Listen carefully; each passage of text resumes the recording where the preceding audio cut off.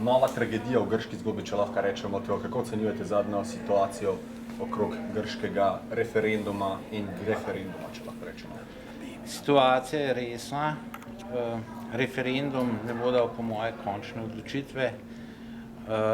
Bo seveda pokazal, kaj je volja ljudstva, na drugi strani pa ne bo rešil nobenega od finančnih problemov oziroma težav.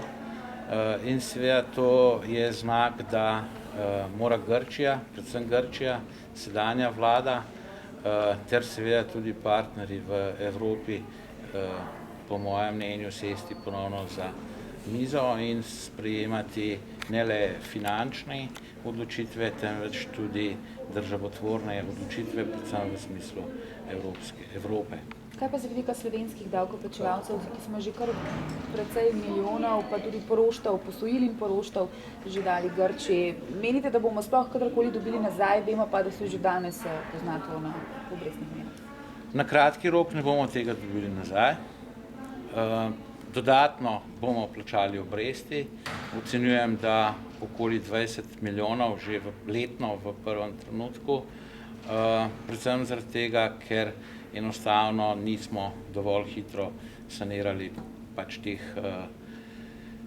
kreditov, ki smo jih dejansko dali. Pravzaprav smo pogoje še poslabšali in zaradi tega seveda ne bo tega nič v tem trenutku. Ampak kako pa splošno komentirate odločitev, da gredo Grki na referendum o takšnem vprašanju? Glejte, jaz po eni strani menim, da imajo seveda pravico do referenduma o vseh zelo pomembnih vprašanjih.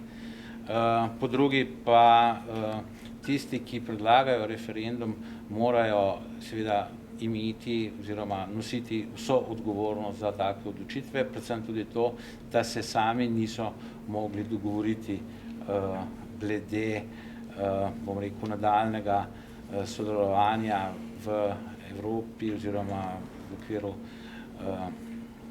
evro skupine, kar seveda pomeni slabo na eni strani tako za Grčijo in seveda tudi za Evropo. Kaj pa, če Grčija izstopi iz Evropske unije oziroma evroobmočja, kako bi to Slovenci občutili po vašem mnenju?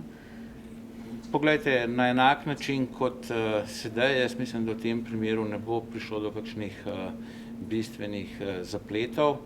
Kot vem, lahko pač po Lizbonski pogodbi izstopi izključno iz Evropske unije. Tehnika mislim, da ni dodelana tudi glede tega, kar pomeni, da tukaj nastopi dodatne težave.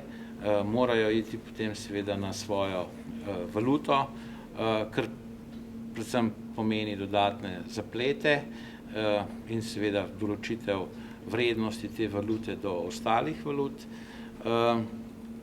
Dejstvo pa je, da je seveda treba pogledati, jaz mislim, da danes to že vsi delajo, pogodbe, ker kaj dejansko pomeni to, da Grki ne vrnejo obresti. To seveda po pogodbah lahko pomeni, da bodo morali naslednji dan vrniti celoten dolg, ki ga ne morejo.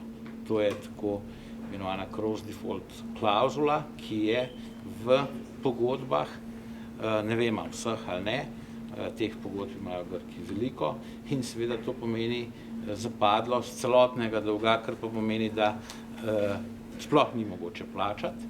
Seveda pa pomeni, če država ne plačuje obresti, pomeni seveda to na nek način bankrot države oziroma kar bankrot države, kar pa seveda ni isti bankrot kot recimo bankrot podjetja. To se vsekakor je to drugače. Mogoče samo še komentar na Združeno levico pravi, da pravzaprav tisti, ki ste bili na tiskovni konferenci, kako so se že izrazili, da gre v bistvu za, da smo ta denar v bistvu dali za reševanje francoskih in pa nemških bank in da Evropa pravzaprav na tem mestu tukaj kaznuje skrajno levico v Evropski uniji, da imamo ta boj. Glejte, jaz menim, da je to mnenje Združene levice, ampak ta politika Združene levice enostavno pele Grke v propad. Bile so tudi napačne presoje strani naprimer ministra Križaniča, glede tega, koliko dobička bomo dobili od tega posojanja denarja v letu 2010, kasneje tudi 2011, kar seveda ni dobro.